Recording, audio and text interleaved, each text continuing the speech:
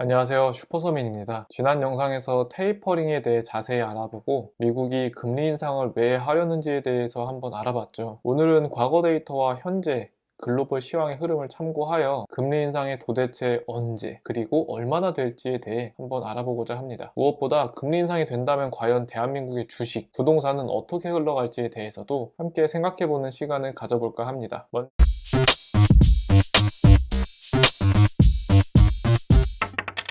먼저 미국의 상황에 대해 알아봐야겠죠. 대한민국은 글로벌 경제 주체의 극히 일부분이기 때문에 그 주축이 되는 미국 경제의 흐름을 이해하는 것이 선행되어야 합니다. 미국은 최근 FOMC 회의에서 테이퍼링 시기에 대해 언급을 했었죠. 11월부터 가능하며 약 8개월 동안 진행하여 완료한다는 이야기가 돌고 있습니다. 그렇다면 21년 7월부터 내년 6월까지 진행된다는 이야기겠네요. 코로나 사태 이후 매월 1200억 달러의 유동성을 공급하고 있으니 8개월이면 한 달에 150억 달러씩 유동성 공급량을 계속해서 줄여나가면 딱 맞아 떨어지겠네요. 그렇지만 우리가 연준의 이야기를 그대로 믿을 수 있을까요? 여태까지 연준이 뒤통수를 친 적이 한두 번이 아니기 때문에 다른 경우의 수도 생각해 봐야 할 것입니다. 예를 들면 한 달에 150억 달러씩 8개월이 아니라 200억 달러씩 6개월 만에 테이퍼링을 완료할 수도 있는 거고, 혹은 150억 달러로 시작을 했지만 중간에 200억 달러 혹은 300억 달러로 그 유동성의 축소량을 증가시킬 수도 있겠죠. 그리고 그 명분으로는 아마 인플레이션이 장기화될 것 같다, 지금 조금 심각한 수준에 있다, 그런 전망과 함께 금리 인상 압박이 있는 그런 뉴스겠죠. 정리하자면 미국은 올해 11월 혹은 12월에 테이퍼링을 시작해서 빠르면 내년 5월, 늦어도 내년 6, 7월에는 마무리할 것으로 예상됩니다. 그리고 다음에 올 것이 바로 금리 인상인데요. 금리 인상으로 인해 유동성 회수가 시작될 것이며 철저히 미국 시장을 기준으로 진행될 것으로 예상됩니다. 따라서 주변국은 미국의 상황을 주의 깊게 살펴보며 발맞춰 대응하려고 노력하겠죠. 지금 글로벌 시황을 봐도 신흥국들 그리고 일부 선진국들은 이미 금리 인상을 시작을 했습니다. 그렇다면 미국의 금리 인상은 언제쯤 시작될까요? 보통 테이퍼링이 끝나는 시점부터 금리 인상이 가능한데요. 인플레이션으로 인한 금리 인상 압박이 거세질 것으로 예상되기에 바로 금리 인상을 진행할 수도 있습니다. 따라서 그 시점은 빠르면 내년 6월에서 7월, 늦어도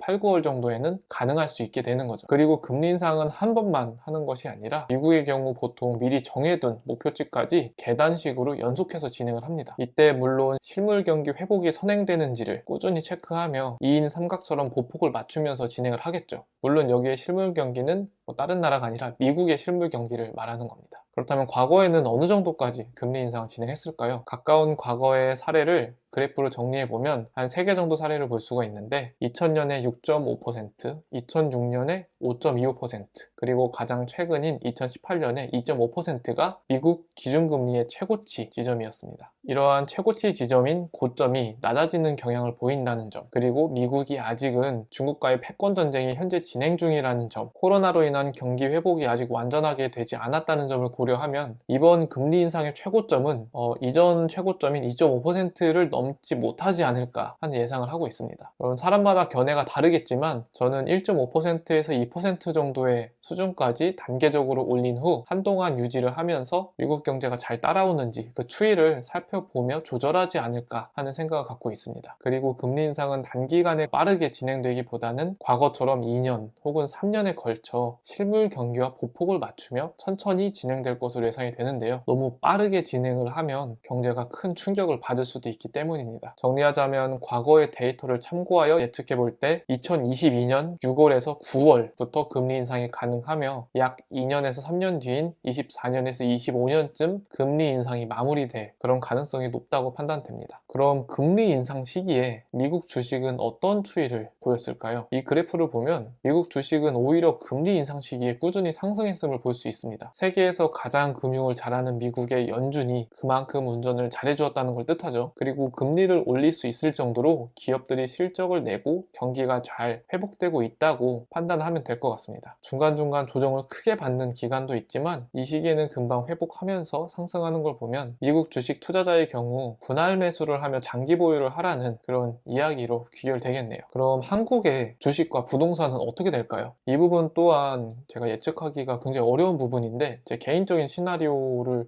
예를 들어 말씀을 드리자면 기본적으로 금리 인상 시기에 약간의 충격을 받을 것 같긴 합니다. 왜냐하면 미국이 금리 인상을 시작하는 시기가 된다는 것은 테이퍼링이 완료된 연결돼서 유동성이 이제 많이 줄어든 상황이 될 테고, 금리 인상으로 인해서 달러의 가치가 좀 올라가겠죠. 즉 많은 돈이 미국 채권으로 좀 쏠릴 수 있는 그런 상황이 단기적으로 펼쳐질 것으로 예상이 되는데, 그런 경우에 대한민국에 투자하는 외국인의 자본 일부가 그런 미국 채권으로 넘어갈 가능성이 있다고 생각하고, 그 시기에 단기적으로 코스피 지수가 조금 내려오는 기간이 있을 거라고 생각합니다. 즉 이 기간이 달러의 가치, 즉 환율이 높아지고 코스피는 낮아지는 그런 시기가 되겠죠. 저는 이 변곡점을 기점으로 미국 주식에서 한국 주식으로 일부 갈아타려는 전략을 갖고 있는데요. 장기적인 관점으로 봤을 때 우리 대한민국 기업의 경쟁력이 세계적으로 매우 훌륭한 성과를 내고 있기 때문에, 이러한 기업의 실적을 바탕으로 우리 코스피 지수도 결국에는 우상향하지 않을까 하는 전망을 하고 있습니다. 따라서 이런 금리 인상이 시작되는 시기 전후 혹은 테이퍼링이 어느 정도 진행됐을 때 한국 주식이 어느 정도의 조정을 크게 받는 시기가 올 것으로 예상이 되는데, 따라서 이 시기가 되기 전에 어떤 기업이 금리 인상 시기에도 꾸준히 안정적인 실적을 늘려나갈 수 있을 것인가 라는 부분에 대해서 고민을 하고, 그 기업들을 몇 가지 추려놔야 될 거라고 생각을 합니다. 그래야 그 시기가 왔을 때 고민하지 않고 바로 그 기업을 매수할 수 있기 때문이죠. 그럼 한국의 부동산 시장은 어떻게 될까요? 이 부분은 굉장히 어려운 부분입니다. 왜냐하면 글로벌 시황과 함께 국내 주택의 공급과 수요에 대한 부분도 같이 고려를 해야 되기 때문인데요. 기본적으로 유동성이 축소되는 부분은, 그리고 금리가 인상되는 부분은 부동산 시장의 악재입니다. 그렇지만 부동산 시장은 주식시장만큼 그런 정책이나 변화에 빠르게 반응하지는 않아요. 조금 천천히 후반영이 되는 그런 성향을 갖고 있기 때문에 천천히 오르락 내리락 할 것 같은데, 이러한 악재가 있는 반면에 지금 수도권의 서울을 봤을 때는 2023년, 2024년에 예정된 공급량이 굉장히 적습니다. 따라서 개인적으로 저는 부동산 시장의 전망을 보자면 공급이 충분히 받쳐주는 그런 지역은 당분간 조금 힘든 시기가 될 수도 있겠다 하는 생각을 갖고 있고, 이와는 다르게 수요는 계속 받쳐주는, 즉 일자리나 학교나 인프라가 좋은 그런 지역이겠죠. 그런 지역인데 수요가 받쳐주지 못하는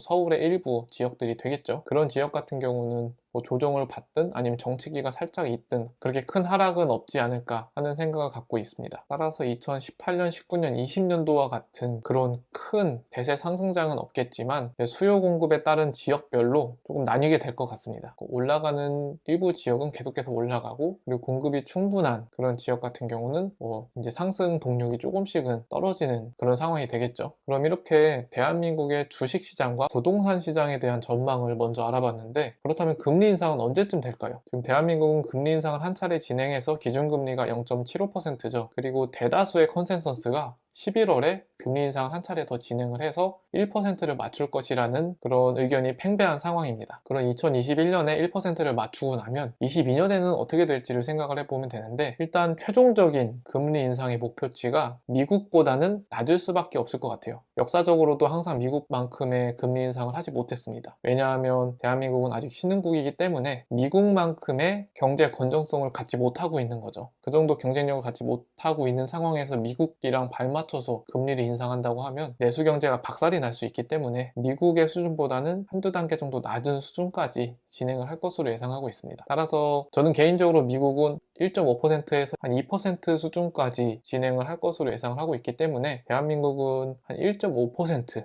혹은 1.75% 정도까지 진행을 하지 않을까 하는 예상을 하고 있고요. 일단 올해 1%까지 금리 인상을 한다고 하면 1.5%면 두 차례, 그리고 1.75%면 세 차례가 남은 건데, 이거를 2, 3년에 걸쳐서 천천히 진행을 하겠죠. 그리고 생각해야 될 부분이, 내년에 미국 같은 경우는 중간 선거가 있고 우리 대한민국은 가장 큰 이벤트인 대선이 있어요. 이런 큰 선거 전후로는 어떠한 큰 경제적 정책을 발표하지 않는 게 여태까지 관례입니다. 한국은행이 올해 1%까지 금리를 올린다면 내년 대선 전에는 무리하게 금리 인상을 할지 말지는 잘 모르겠어요. 왜냐하면 최종 목표가 1.5%라고 하면은 두 번만 더 하면 되는데, 내년 대선 전에 무리하게 금리 인상을 할지에 대해 저는 조금 부정적으로 생각을 하고 있기 때문에, 아마 대선이 끝나고 나서 그 이후의 상황을 보면서 금리 인상을 미국과 발맞춰 진행을 하지 않을까 싶습니다. 일단 가장 중요한 게 미국의 스탠스인데요. 11월 3일에서 4일로 넘어가는 그 새벽 시간대에 미국 연준에서 FOMC가 또 진행이 되는데, 이때 파월 의장이 어떤 얘기를 하는지에 따라서도 이제 큰 방향이 결정이 될 것 같아요. 아마 많은 전문가 분들께서 얘기하는 거는